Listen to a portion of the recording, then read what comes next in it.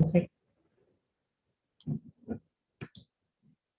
Well, hey everyone, it's Rebecca Ruth, and thanks for tuning in today for another episode. So today I'm joined by Claire Vandervoort. Hi, Claire, how are you? Hi, Rebecca. I'm great. Thank you. How are you? I'm doing well. Thanks so much for hopping on and for chatting with me today. I'm looking forward to, I'm looking forward to chatting with you a little bit today. So, Claire, I like to jump in, as you know. So, tell everyone where you are and what you do in the industry. Yeah, absolutely. Thank you so much for meeting with me today as well. Um, so I am Claire Vandervoort. I'm currently based in Los Angeles, and I am originally from Belgium. So that's maybe why my last name and some of my accent is a little bit funny throughout the call. But yeah, currently I'm residing in LA, and I've just recently started my fashion brand out here. I started, early in the year in January, and I'm very much in the early phases of creating my own fashion brand. So I guess I could say I'm a fashion designer now. Yeah. You can say that you're a fashion designer. And I have to, so first of all, I have to commend you on that. And we're going to dive more into how that decision was made and everything and what you've been going through these last couple of months to get your line going. But I'm going to point something out that you kind of like, we're like, I'm a maybe fashion designer. So is it hard for you to say that still, to say I'm a fashion designer? Definitely. Yes. It's always been a childhood dream of mine. I've always looked up to the fashion industry and fashion designers particularly. But yes, it's so hard to say myself. I don't have, my product hasn't launched yet either. So we're definitely working in the prototype phases, but because I also don't have a physical store, yet and product going, I really struggle saying that I'm a fashion designer. That Yeah. you're a fashion design, yeah. Like I think people can get that. I definitely understand that.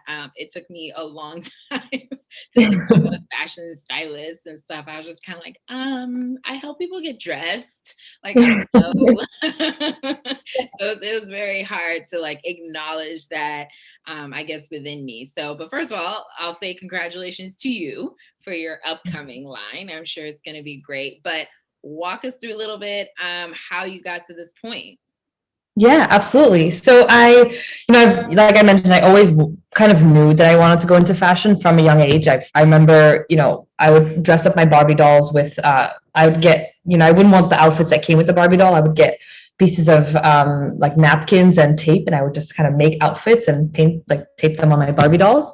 So I always knew I wanted to go into fashion, but the fashion industry is, from what we see on the media and from just what we know and from some friends that I knew that were in it, it's such, and as everyone knows, it can be so cutthroat and so difficult to get in, especially as entry levels positions.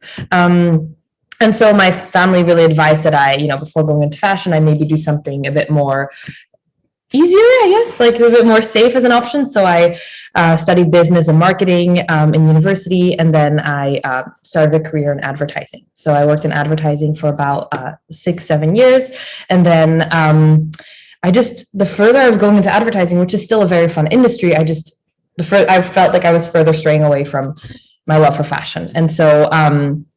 It got to a point 2 years ago that I just said, well, this isn't what makes me happy, and I really want to, money isn't like a career, and success and money, if I can speak very candidly, isn't really what makes you happy, right? And isn't happiness. And so doing what you want to do every day does. So I just decided that I was going to save up enough money financially to be able to support myself and launch into my career as starting my own business.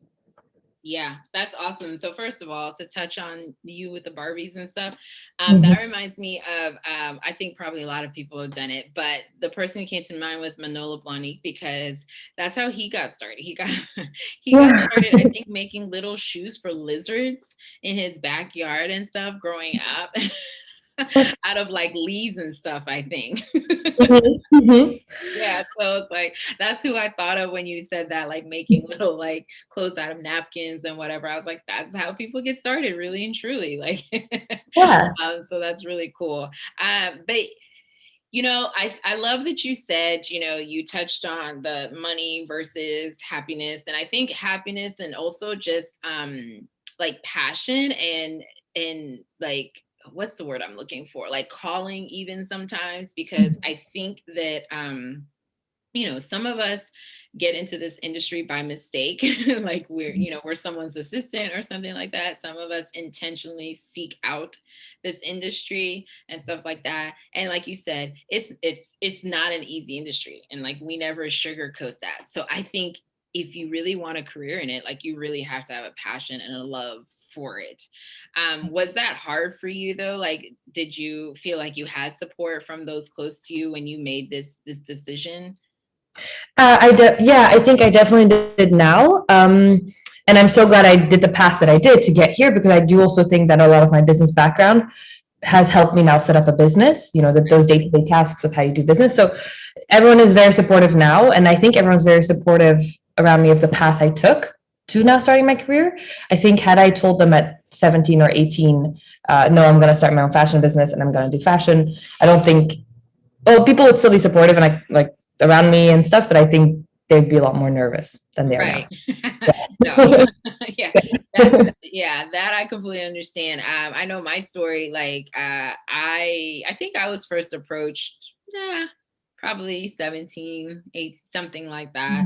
And my parents were like, absolutely not. They're like, you need to finish high school and go to college. Well, like they couldn't quote unquote control whether or not I went to college, but it was very much like, you better have that degree first, just because, it's like anything else. It's starting a business, whether it's the fashion industry or not. If we're being honest, like starting a business is a risk, but so is so many other things. So many other things in life are risk. And so I think that's why it's like we don't sugarcoat. And I love that you saved up and that you kind of like had a plan, and that's great. That's awesome. When I hear that people have that, some people don't have that, but I think it works a little bit better when you do Yeah. have it. It helps ease some of it a little bit when you have that, but it's still a risk regardless. And so I think that, our parents, our friends, our family, they kind of want to protect us from the potential of that risk. But at the end of the day, when it's in your heart and that that's what you're supposed to be doing, it's hard to stop someone. Absolutely. And I also think like starting your own business out on your own, actually just doing anything in the fashion industry on its own already is such a creative and personal and highly criticized project or industry, right? Like even if you design for a fashion house or if you are a stylist, all of that is like a personal work that you put out there. So it's very much an industry where you open yourself up to a lot of criticism, right? Starting your business aside, it's a very personal industry. So I feel like you already open yourself up to a lot of criticism. If you then don't have kind of a support system or people supporting you saying, hey, but okay, I know it's tough, I know that the prototypes you got back aren't what you expected, but you're going to get, you're doing great and you're doing the right thing. If you also don't have that support system to fall back on, I think it's very, very difficult. Yes. And I love that you point that out, because obviously we all know what Worthy is about and why Worthy exists. But yeah, like I say this all the time, whether it's Worthy, your family, you need to find somebody who you can go to within this industry. Because just because it's like, I think I keep saying tough, but I like how you say it. It's very personal industry. I've never heard it like described that way, but when you're explaining, I'm like, I like that. I like that explanation, because you're right. It is very personal, because what you put out as a designer, as a stylist, as a hairstylist, it's a reflection of you, not just your brand, your line, your design house, but also you, the person, because your name is on it one way or another. So yes, they may say good or bad things about your line or the client you styled, but then they're also kind of looking at you, the person, as well.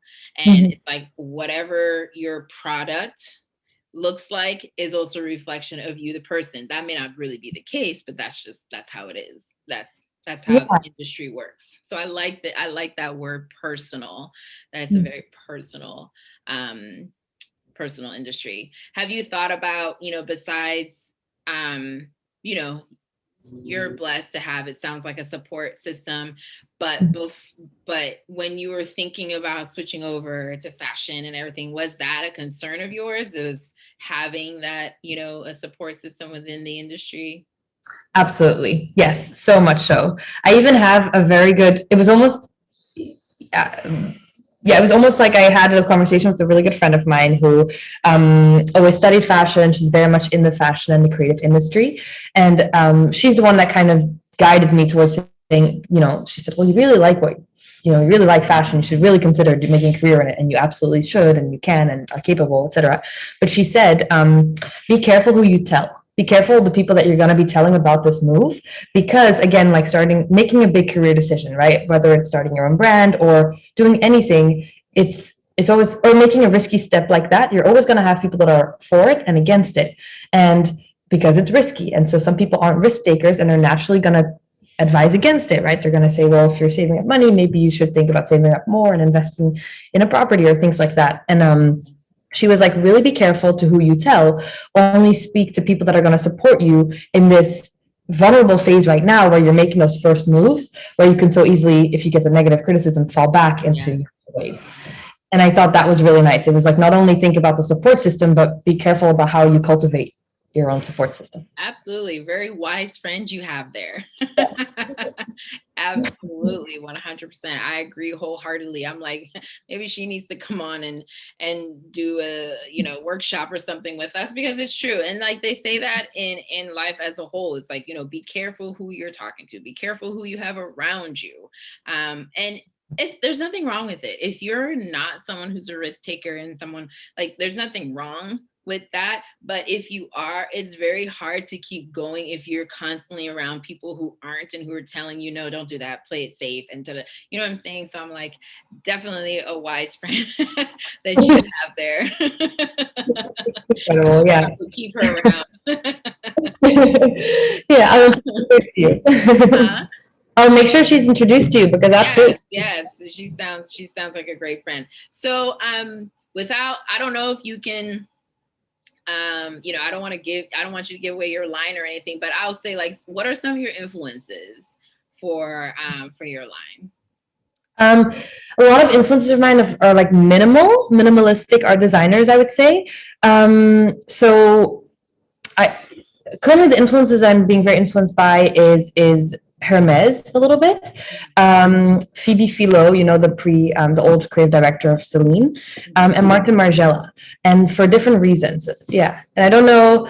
Basically, Hermes. I love how Hermes just is so unapologetically just stylish, and it's always about style. And I love how it's so interesting how the fashion industry is, it has different trends and things like that. But recently, right, especially during the pandemic, we had so much athleisure and luxury that was about comfort. But I kind of felt like this fashion industry as a whole, and that's a huge generalization, I know, but was kind of losing that luxury aspect a little bit. It was more about expensive fabrics in comfy fits, but it wasn't anymore about, what is the most beautiful handbag that you're going to be taking to your next event that is going to, move people's heads, and the Kelly Hermes bag has always been like that. So I really loved the air that design has. So that was kind of inspiring me. And then Phoebe Philo's just high chic minimalism I love as well.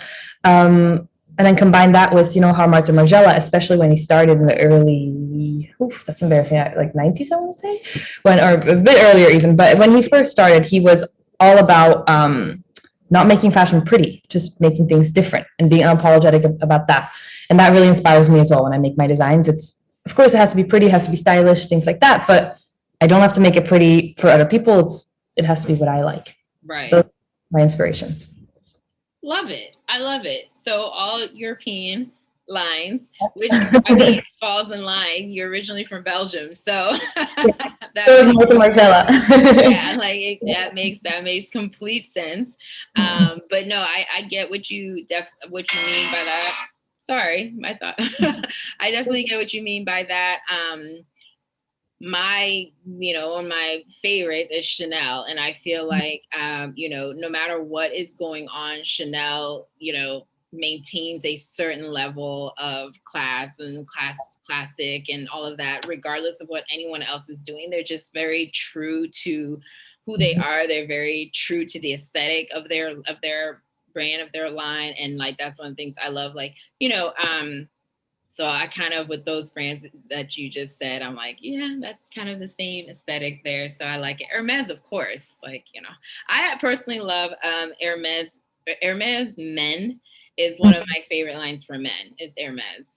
Like, I actually look forward to their men's fashion show more than like the other ones, like their men's line, because I don't know what it is about their line for men. I just kind of, I go goo goo gaga over their men's line every season. I love that you actually mentioned men's, because recently because I'm making a woman's hand, or I want it to be kind of gender neutral, but I feel like my handbag is going to lean itself more towards women. But I love that you say men's, because I'm always so inspired by men's collections. And I often in stores go look at the men's. And I agree, like Hermes's men's collection is it's also minimalistic. They never use like funky tassels or crazy colors, but it remains so classical, but yet so innovative for the season. I completely agree. And I love like I can't say enough about the men's line, like every single season. And I remember when I started like styling men and stuff, a lot of people were like, it's gonna be hard because styling men is completely different than styling women, and men just don't have as many options and da da da.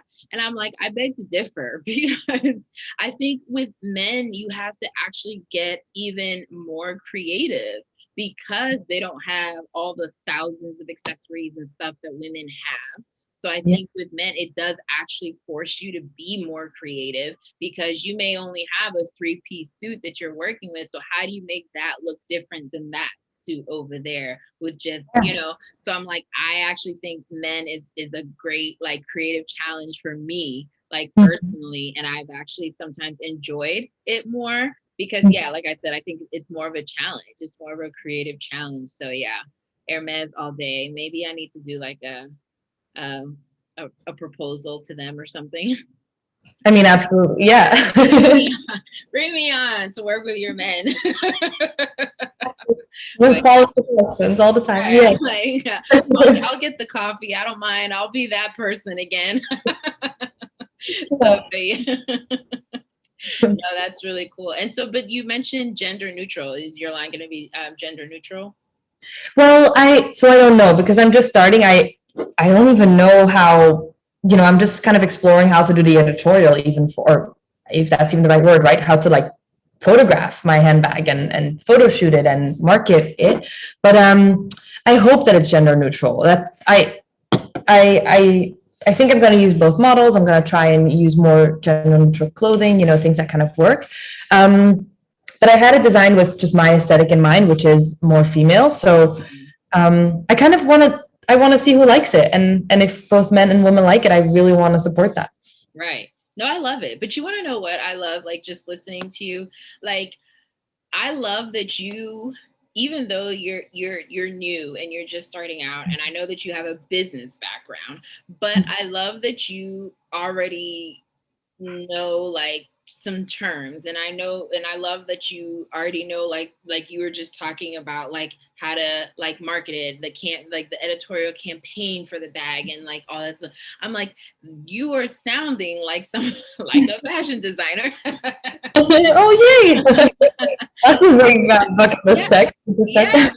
Like you're already talking that way. And I think that like when you're first starting out, that's kind of, I'll be honest, like sometimes that's what kind of gets people, is not even knowing at first some of the lingo, the terms, the the aesthetic, the all of that behind it before you even get to your line. You have all this other stuff. So I love it. I love that I can tell that you, first of all, love what you're doing, love your line, but also that you are a dedicated student to, and kind of like research and all that stuff. So I love it. Like I love hearing that from someone who's new to the scene. What's actually funny with you, as you said that, it made me think of, because how do I know about editorial and things like that? It's because you just kind of pick it up, right? If you read Vogue or in Vogue, or This Is a Fashion, or just by following, High Snobriety on Instagram, you do pick up the lingo. So to kind of circle back to what we said earlier about the fashion industry being such a difficult industry to enter, and it being so, yes, it's such a difficult industry to kind of master and enter and be in. At the same time, it actually also is super open in terms of learning about it. So like, you know, everyone can buy a Vogue, everyone can read Business of Fashion, everyone can go to Hermes and, you know, touch the men's clothing and see that craftsmanship. So it's kind of a funny balance how the industry is very, you know, high barriers to entry, but also very low barriers to entry in other ways. Right. No, I Which is like that you point that out because I agree. Like I think doing your homework is so important. You know, so I talk about it all the time. I'm like, I read the fashion magazines, I research people online, I look at their lines, I go to their stores and stuff. And the question I get sometimes is why? Like, you've been doing this for so long. I'm like, because, you know, things change every day, and in any industry you have to stay kind of in the know of what absolutely. you're doing, you know, right? Like, yeah. And then also on the business side of things, if I'm sitting down even with you, for example, right, and I'm having a business meeting about your new line, I need to be able to speak to it. I need to, when you're talking about editorial and this and that, I can't be like, what are you talking about? What does that mean? You know what I mean? Like, I need to be able to understand and have that intelligent conversation with you, even on the business side of things. Yes. So I always tell people, yes, like you don't ever stop learning and being a student ever. You know, so that's awesome. What is your favorite fashion magazine or fashion, I guess, go to for research? It's funny. Actually, at the moment, I think it's, I'm trying to think. I want to, like, Vogue is the name that keeps popping in my head, but I don't, I want to give a better answer than Vogue. I'm going to say Vogue for now, but if a better, I actually would say Instagram at the moment, just influencers. And I know it's not a magazine, but so much of my inspiration at the moment is with influencers. Yeah, and I mean, yeah, that makes sense. I mean, it does. It makes sense.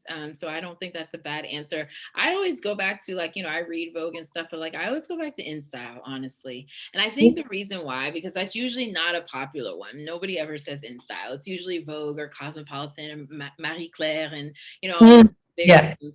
So I'm like, no, I like InStyle because InStyle for me takes the fashion, takes it off of the runway and puts it into real life for me.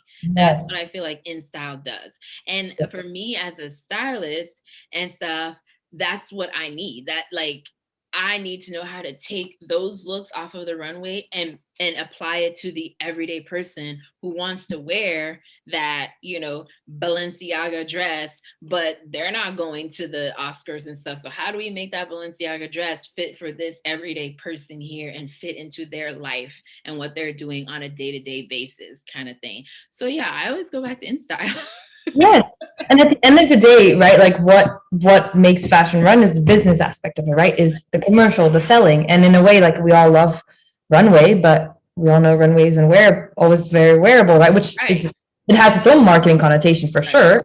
And it makes its profits in that way. But like, at the end of the day, what sells is people like you and me and what we're wearing right now. And so where you see that in InStyle magazine and things like that. Yeah, So yeah, awesome. I love it. I love it. So I think this is a fun one to kind of, well, first of all, when I think, did you say when we can expect to see your line? yes, hopefully we'll end of August, September is hopefully when things when the orders open up. Awesome. I'm excited. I'm super excited. I am super excited. First of all, I'm excited anyways because I love, like, up and coming. I love new. I like fresh faces. But then I'm excited because you know, you're a friend of ours now. So I'm like, yay, one of our own is launching. Yeah. So that's just exciting for me as a whole. So something fun that I think I'm gonna start doing is so of course everybody knows the movie The Devil Wears Prada. And I was talking to someone the other day about that scene where Anne Hathaway's you know, character makes fun of the you know, I think Meryl Streep was putting together an outfit and she went into that whole monologue about the cerulean belt, right? Yes. Yeah. Yes. So the famous scene that everyone knows from The Devil Wears Prada.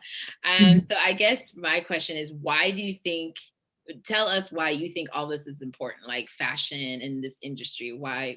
I mean, honestly, yeah, because a lot of people think that fashion is just glitz and glam and stuff, and it definitely is. There's definitely obviously aspects of it, but why is it important? Yeah. Oh, I love this question. I won't go on too long about it, but I could go on for days. I, I, I think fashion is important because at the end of the day, it's what we wear, and so it's what, as I'm looking at the Zoom, I see myself, but I also see you. And at the end of the day, it's how what we wear like shows how we feel about ourselves. And if you wear something like fake it till you make it, if you don't feel very good that day, you wear something a bit nicer, you feel good. And actually, I really liked how in one of your other talks, I believe her name was Christina Petrick, I think. She mentioned how, yeah, she mentioned how, which I really loved. She mentioned how, like, we say, oh, dress not for the role you have, but for the role you want to, succeed in or be. And she's like, no, dress for who you are that day. And I think that shows as well. Like, fashion is not just about, glitz and glamour, which of course is a lovely aspect to it, the luxury aspect of, that's also why we watch Netflix every day, is to escape life, like to escape the daily grind of, the same with seeing someone wear a beautiful dress at the Oscars. Like, that's also a part of just relaxation, I think, and relief that people watch, that why people watch it. But I also think fashion has very much a personal aspect of comfort of, if I want to dress well today and I want to feel good about myself, I'll do that. And vice versa. If I don't feel so good about myself, or I want to wear something a little bit more cozy because I feel that way today, then that's kind of fashion, like, enables that too. So as much as sometimes people say, oh, fashion is just clothes and glitz and glamour, I also think, well, no, fashion is actually a statement of you and how you feel on the inside and how you want to be perceived to people on the outside. So. Awesome. That was an awesome answer. That was really an awesome answer. I loved it. Yeah, but I'm the same way. Like, I could go on for days on this question, but I love your answer. Yeah, I always say, like, you show up how you feel. And so, to you, it may just be, oh, I just picked this shirt and this, but no. And that this is the counseling side of me coming, because I have a master's in counseling. So, but it's like, no, you picked it, whether it was subconscious or not, you picked it for a reason. Like, Yes. there's a reason why you picked that sweater today, Claire. You know what I'm saying? Like, you're like, there's a reason behind it. It may not be that deep, but there is a reason behind it and stuff like that. So yeah, I agree with you wholeheartedly. And I think that when people really take the time to dig deeper, they'll realize how how important it is, in your day to day. Honestly, it really is.